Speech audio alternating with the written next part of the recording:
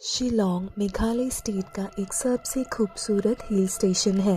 हर साल देश भर से कई सारे टूरिस्ट इन प्राकृतिक सुंदरता का अनुभव करने आते हैं। इंडिया का ये स्टेट कई सारे झरने, पहाड़ और हरियाली से भरा हुआ है। मेघालय का मतलब है बादलों का घर। यह जगह बादलों से भरी पड़ी है। यहाँ आपको कई सारी जगह घूमने मिल जाएंगी, जैसे कि उमियाम लेक, डाउकी, चेरापूंजी में स्थित कई सारी गुफाएं और झरने। पर यहाँ कई सारे खूबसूरत झरनों में से एक झरना ऐसा है जिसे हॉन्टेड माना जाता है और इसके पीछे की छिपी कहानी आपका दिल दहला देगी। ये झरना है नौकालिकाई झरना। नौकालिकाई झरना मेघालय के चेरापूंजी में स्थित है, जो पृथ्वी पर सबसे गीले स्थानों में से एक है। ये भारत का सबसे ऊंचा झरना है, जो 1115 फीट की ऊंचाई से गिरता है। पर क्या कभी आपने यह सोचा है कि इस झरने का नाम नौकालिकाई क्यों है और क्या है इसकी कहानी? आज मैं आपको बताने जा रही हूँ नौकालिकाई की पूरी कहानी। ये एक ऐसा रहस्यमय झरना है जो किसी भी पर्यटक को मंत्रमुग्ध कर सकता है। खासी शब्द में नौकालिकाई का शाब्दिक अर्थ है कालिकाई की छलांग। यहाँ का एक उपसर्ग है जो खासी भाषा में स्त्रीलिंग को दिया जाता है। आप जो भयावह कहानी सुनने जा रहे हैं, लिकाई उसका नायक है। तो लिकाई एक युवा माँ थी जो रंगजिरते गांव में रहती थी, जो झरने के पास पाया जाता है। बहुत ही कम उम्र में विधवा होने के कारण लिकाई को कूली बनना पड़ा, जो उसके मृत पति का काम था। उसकी एक छोटी बच्ची भी थी जिस पर वह अपना पूरा ध्यान नहीं दे पाती थी, जिस कारण जब भी वह घर पे होती तो अपना पूरा समय अपनी बच्ची के साथ बिताती। गांव के अन्य महिलाओं के अनुनय के माध्यम से, जिन्होंने इस बात पर जोर दिया कि बच्ची को एक पिता की जरूरत है, उसने एक आदमी से शादी कर ली। उसका नया पति लिकाई से बहुत प्यार करता था और वो अपनी पत्नी से पूरा ध्यान पाना चाहता था। शादी से पहले उसने ये सोचा कि लिकाई और वो हमेशा हमेशा के लिए अब साथ रहेंगे। पर शादी के बाद उसे ये समझ आया कि लिकाई अपनी बेटी से सबसे ज़्यादा प्यार करती है और हमेशा उसके साथ रहती है।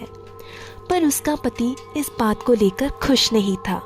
फिर धीरे धीरे उससे अपनी बीवी और बच्चे से नफरत होने लगा।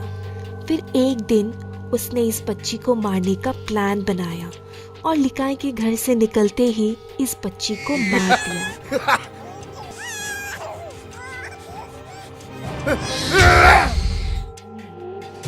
फिर लिकाई के घर पहुंचने से पहले उसके पति ने बच्चे का सर और शरीर के हड्डियों को कहीं दूर फेंकाया।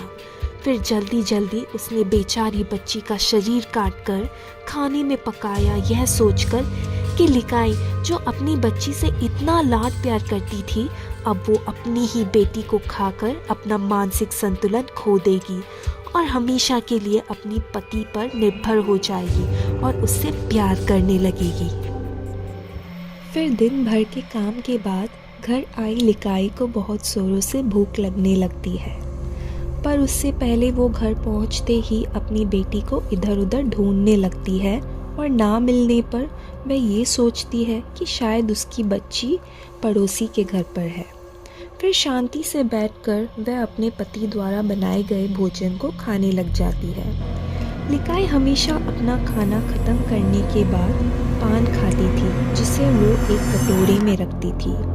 तो हमेशा की तरह अपना खाना खत्म करते ही लिकाई अपने पान के कटोरे को लेकर बैठ जाती है और जैसे ही पान खाने लगती है तो उसे एक बच्चे की उंगली भी उस कटोरे में नज़र आ जाती है, जिसे देखते ही लिकाई समझ जाती है कि यह उंगली उसकी ही बेटी का है। वह ये सोचती रही कि यह सच में उसकी ही बच्ची है और उसने अपनी ही बच्ची को खाया और उसके पति ने अपनी ही बेटी को काट कर मार दिया। आखिर क्यों किया? क्या बिगाड़ा था उस मासूम बच्ची ने? वो चिल्लाने लगी, रोने लगी, चीखने लगी और फिर वो घर से बाहर निकलकर भागती रही, रोती रही, अपनी बेटी को पुकारती रही, उसे इधर उधर ढूंढती रही और भागते भागते वह एक झरने के किनारे आ पहुंचती। फिर उस किनारे पर खड़े होकर वह दोबारा सोचने लग जाती है कि उसने अपनी बेटी को ही खा दिया, और फिर अपने आप को दोषी मानते हुए लिकाई उस झरने से कूद जाती है।